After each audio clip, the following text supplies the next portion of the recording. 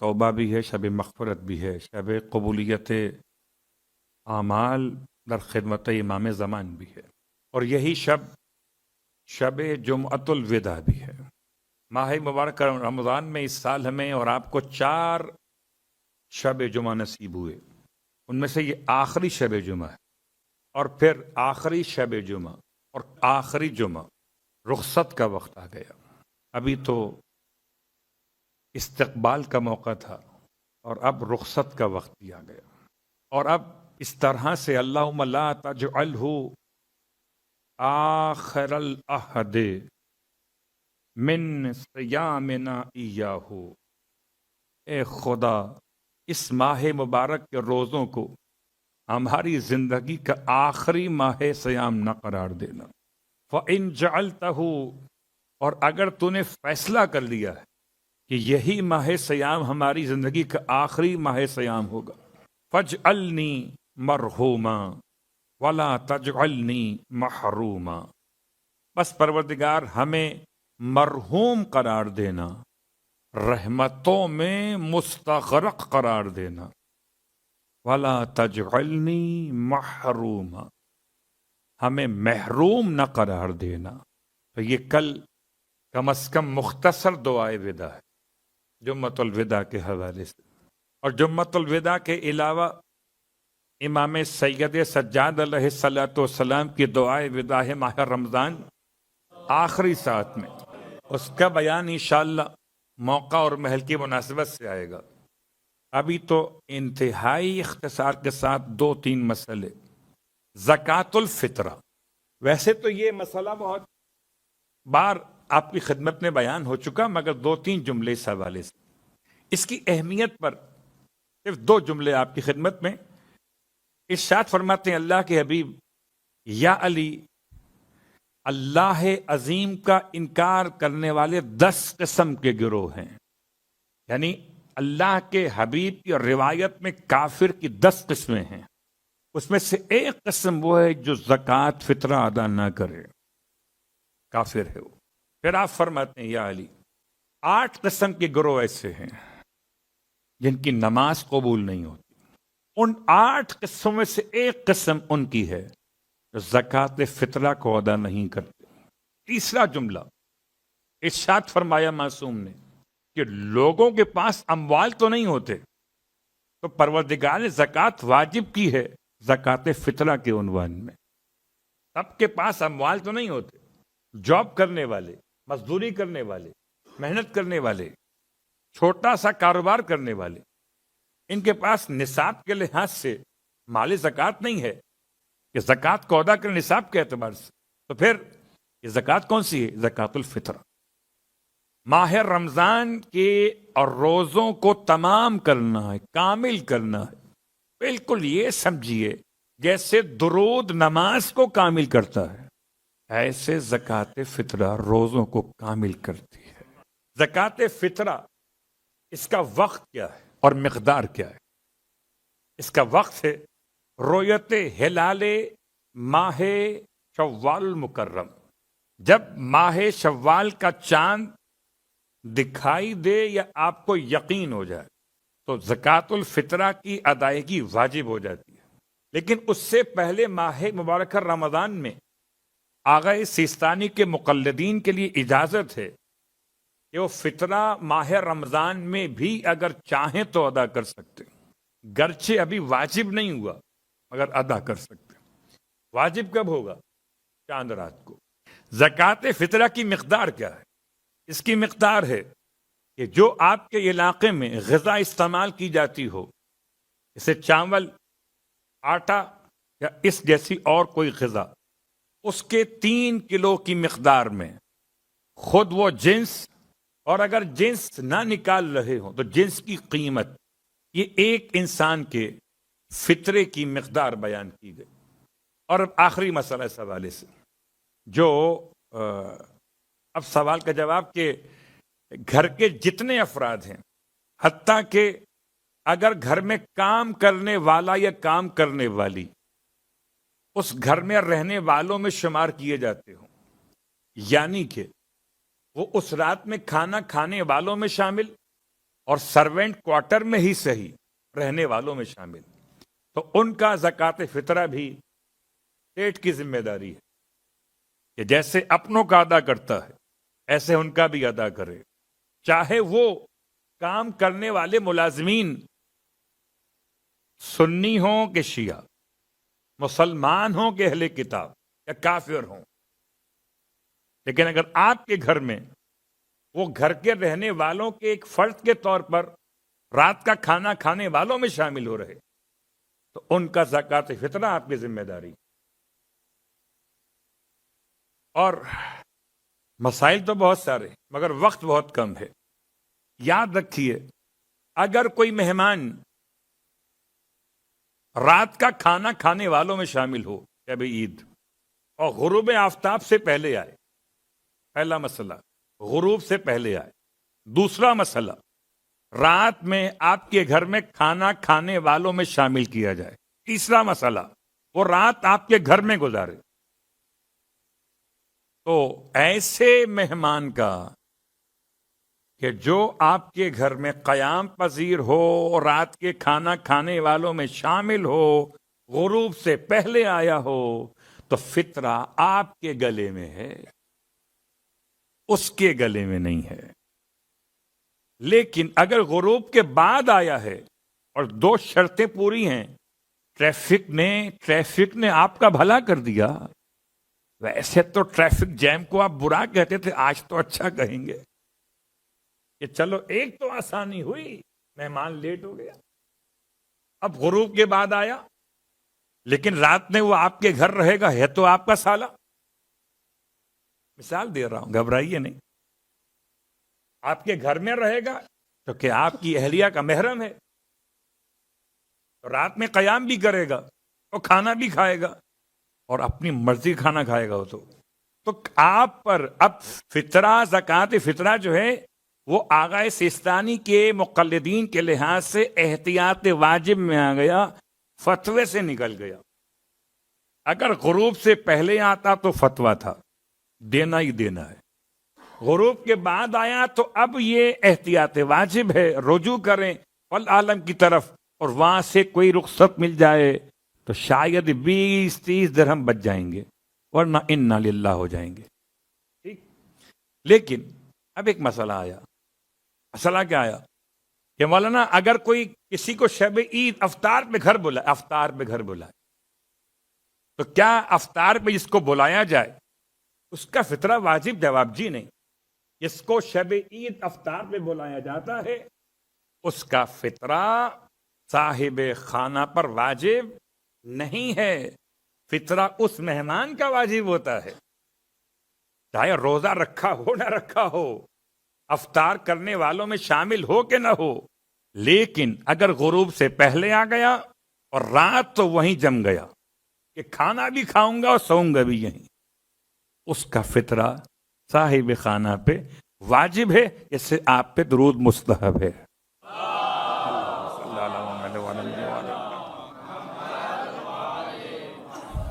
اب یہ تو بات تھی مسائل کی، اب آئیے مسائل کے ساتھ وسائل کی بات بھی کر لیتے ہیں۔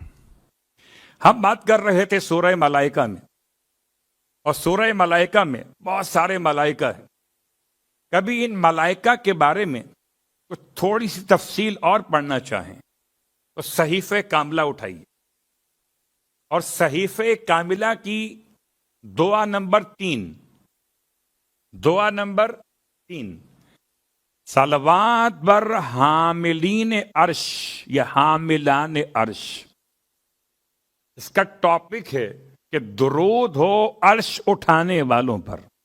تو چونکہ آج تو وقت مختصر ہے اس لیے میں تفصیل میں نہیں جا رہا، لیکن آپ کے لیے ایک ہوم ورک تو ہو گیا کہ آج رات اگر موقع ملے تو صحیفہ کاملہ کی دعا نمبر 3 پڑھیے گا، دعا نمبر 3، مغرب کی نماز میں رکعتیں بھی 3، تو اب یاد رہے گا، 4 بھی نہیں اور 2 بھی نہیں، 4 پہ درود اصحاب کے لیے ہے، 2 پہ محمد و آل محمد کے لیے۔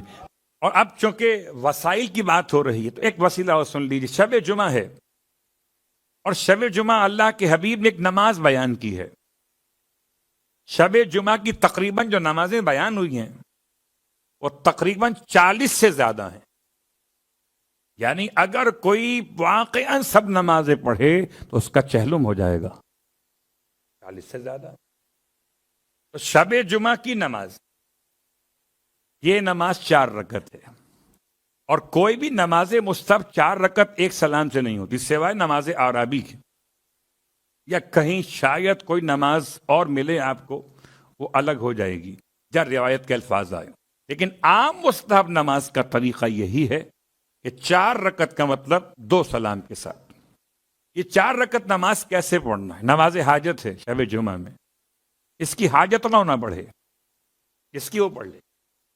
کیسے پڑھنی ہے بتائیے مولانا؟ کہ 4 رکعت نماز میں ہر رکعت میں 7 مرتبہ الحمد ہے. زیادہ نہیں ہے، صرف 7 مرتبہ ہے الحمد. بقرہ نہیں ہے، ورنہ تو شب جمعہ بقرہ ہو جاتا آپ کا. تو 7 مرتبہ الحمد ہے اور 1 مرتبہ سورہ قدر ہے. الٹا حساب ہو گیا. اب تک آپ سنتے تھے 1 مرتبہ الحمد اور 7 مرتبہ مثلاً فلاں فلاں سورہ. یہاں اس کے برعکس ہے، یاد رہے گا. 7 مرتبہ الحمد، 1 مرتبہ سورہ قدر. چاروں رکعات میں طریقہ بالکل ایسا ہی ہے، بیچ میں کوئی اور تبدیلی نہیں ہے. جیسے صبح کی نماز پڑھتے ہیں، رکوع، سجود، قنوت وغیرہ. اور نماز پڑھنے کے بعد پھر 2 تسبیح درود کی پڑھنی ہے. 100 مرتبہ درود ہے اللہم صلی علی محمد وآل محمد جو آپ پڑھتے ہیں، اور 100 مرتبہ درود ہے اللہم صلی علی جبریل. اللہم صلی علی جبریل. مشکل تو نہیں ہے ایک تصویر سے. کیا ملے گا؟ ہم تو آخر والا ڈھونڈتے ہیں کیا ملے گا. تو اس کا انعام یہ ملے گا. اللہ کے حبیب فرماتے ہیں خدا جنت میں بہشت میں 70,000 آپ کو محل اور قصر دے گا. محل قصر کہوں یا آپ کے یہاں ولا کہہ دوں، 70,000 ملیں گے. اور ہر ایک قصر اور محل میں 70,000 کمرے ہوں گے، اور ہر ایک کمرے میں 70,000 خدمت گزار پرانے جنت ہوں گی. کمرہ کتنا بڑا ہوگا؟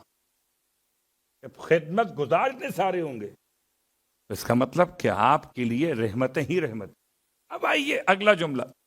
پھر فرماتے ہیں اللہ کے حبیب کہ خدا اس نماز کی برکت سے نماز پڑھنے والے کو زمین کے تمام شر اور فتنہ، جن اور انسان، دکھائی دینے والے، دکھائی نہ دینے والے، سب سے محفوظ کر دے.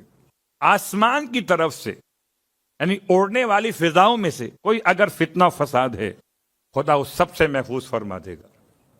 خدا آپ کو بخش دے گا اور آپ کے والدین کو بھی بخش دے گا.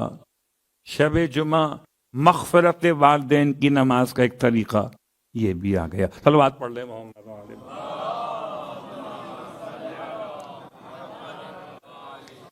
بڑی تیزی کے ساتھ باتیں بیان کرنا پڑ رہی ہیں تاکہ میں آپ کی خدمت میں کچھ تو باتیں پہنچا دوں. تو ایک مسئلہ وسائل میں اب آئیے تفسیر قرآن میں.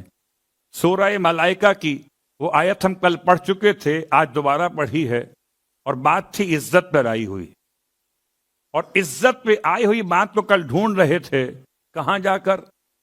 قبا کے علاقے میں. قبا کے علاقے کی ایک مسجد قبا، دوسری مسجد مسجد زرار. مسجد قبا پیغمبر نے آباد کی اور مسجد زرار پیغمبر کے حکم سے خراب کی گئی، برباد کی گئی. اس کے بعد اگلا مسئلہ کہ یہ بات وہاں تک پہنچی کیوں تھی کہ منافقین مدینے کے منافقین، قبیلہ اوس اور قبیلہ خزرج کے بعض افراد کہ جن کو پرابلم بہت زیادہ تھی. غزوہ بنی مستلق ہجرت کا 5واں برس، اور 5ویں برس میں اس غزوے کا ایک نام اور بھی ہے، شاید بہت کم سنا ہو ہم نے، المریسی. یہ المریسی، الف لام میم رے، یہ عین سین یہ عین، یہ اس اصل عنوان ہے غزوہ بنی مستلق. یہ موریسی کیا ہے؟ یہ ایک پانی کا نام تھا علاقے میں. یہاں یہ غزوہ واقع ہوا، یہ پوری بحث الگ ہے. لیکن اللہ کے رسول جب وہاں سے واپس پلٹ رہے تھے تو رات میں ایک جگہ قیام کیا. تو کہتے ہیں عبداللہ بن ابی نے اپنے مدینے کے منافق دوستوں سے کہا تم نے سر چڑھا لیا ہے ان نئے نئے مسلمانوں کو، یہ تم نے ہی سر چڑھایا ہے. اپنا گھر ان کو دیا آدھا کر کے، ان کو اپنے شہر میں آباد کیا، ان کو اپنے ساتھ بٹھایا. اب آؤ ان کا علاج کرتے ہیں. یہ بہت آگے بڑھ گئے. تو مدینے کے منافقین کا گروہ عبداللہ ابن ابی کی سربراہی میں جب یہ بکواس میں مجبور کہنے پہ بکواس کر رہا تھا پیغمبر کے خلاف، تو یہ سن لیا زید بن ارقم نے اس کے الفاظ. زید بن ارقم ایک نوجوان ہے، ایک کہہ لیجیے غلام ہے، اللہ کے حبیب سے بڑی محبت ہے. نے آ کے بیان کیا، اللہ کے حبیب نے بلا لیا اس کو، عبداللہ بن ابی کو. اس سے پوچھا گیا، اس نے قسمیں کھائیں، جیسے کہ آج کل بڑے لوگ قسمیں کھاتے ہیں، حلف اٹھاتے ہیں، پھر بگڑ جاتے ہیں. کہاں ہے حلف؟ وہ رہ گیا خلف میں. تو حلف تو حلق میں رہ گیا ہو، نہ ادھر رہا نہ ادھر رہا. قسمیں کھائیں، میں آپ کے بارے میں ایسی بات کروں. اتنا خوبصورت تھا یہ عبداللہ ابن ابی، کیا سجدے کا نشان تھا، کیا داڑھی پہ رونق شیطان تھی. اللہ کے رسول کے سامنے بڑی قسمیں کر، میں آپ پر فدا رہے، آپ کیا بات کرتے ہیں. چھوڑیں جوان کی صلوات پڑھیں محمد و آل محمد. چھوڑ دیا. اب چھوڑ تو دیا مگر اس کی مصیبت آ گئی. اس کی زید بن ارقم کی. قبیلہ خزرج نے اسے برا کہنا شروع کر دیا، اس پہ شب و ستم، سب و شتم کیے گئے. بیچارہ دل میں شرمندہ کہ میں نے تو سچ بات کہی تھی، یہ کیا ہو گیا. قافلہ وہاں سے چلا. کہتے ہیں اس کے کان میں ندائے غیبی کہ خدا نے تمہاری سچائی ثابت کرنے کے لیے آیت نہیں پورا سورہ اتار دیا ہے. ایک آیت نہیں، پورا سورہ اتار دیا ہے. اور صرف تمہاری سچائی ثابت کرنے کے لیے خدا نے سورہ کا نام بھی سورہ منافقون رکھ دیا ہے. 11 آیتیں ہیں سورہ منافقون میں، اور 11 آیتوں میں سے آپ پڑھتے چلے جائیں کیا لطف آتا ہے. میں سب نہیں پڑھ رہا، میرا موضوع یہ نہیں ہے. صرف لفظ عزت پر جو کل سے ہم چلے تھے اور آج آگے بڑھ رہے ہیں، تو دوسرا مقام ہے سورہ مبارکہ منافقون میں آیت نمبر 8. والذین یقولون لئن رجعنا الی المدینہ لیخرجن الاعز منها الاذل فللہ العزت ولرسولہ وللمؤمنین ولکن المنافقین لا یعلمون. ترجمہ کیا ہے؟ ترجمہ یہ ہے کہ وہ آپس میں کہہ رہے تھے، وہ یقولون کہتے تھے منافقین، لائن رجانا اگر ہم واپس پلٹ کے مدینہ الی المدینہ تھے لیخرجن الاعز، ضرور باہر نکال کریں گے ہم عزت دار لوگ. کس کو؟ منہا مدینے سے، الاذل ان ذلیل لوگوں کو. کون؟ مکے والے. کون؟ اللہ کے رسول کے جانثار، آپ کے اہل بیت، خدا سب کو نکال باہر کر. خدا کہتا ہے فَلِلَّهِ الْعِزَّةُ وَلِرَسُولِهِ وَلِلْمُؤْمِنِينَ. عزت اللہ کے لیے ہے، عزت اللہ کا رسول کے لیے ہے، عزت اہل ایمان کے لیے. وَلَكِنَّ الْمُنَافِقِينَ لَا يَعْلَمُونَ. لیکن منافق اس بات کو جانتے ہی نہیں. بات واضح ہو گئی. اب آئیے تیسرا مقام سورہ مبارکہ آل عمران کی آیت نمبر 26 میں. بہت مشہور آیت ہے، سب کو زبانی یاد ہے. اس آیت کا نام ہے آیت ملک. قل اللہم مالک الملک. کہیے اللہ ہی تو ہے جو ملک کا مالک ہے، جس کو چاہتے تو الملک من تشاء، جس کو چاہتا ہے تو ملک عطا کرتا ہے، اور تنزع الملک من تشاء، اور جس سے چاہتا ہے ملک واپس لے لیتا ہے، وہ تو عز من تشاء وہ تو ذل من تشاء، اور جس کو چاہتا ہے خدا عزت دیتا ہے اور جس کو چاہتا ہے خدا ذلت دیتا ہے۔ اب اگر تفسیر کا وقت اتنا ملتا تو لفظ تشا پر، لفظ یشا پر بہت سی باتیں گہرائی میں جا سکتی تھی، مگر ایک طالب علم ہونے کی حیثیت میں کم از کم جملہ میں اپنی عام زندگی کی مثالیں دیتا ہوں۔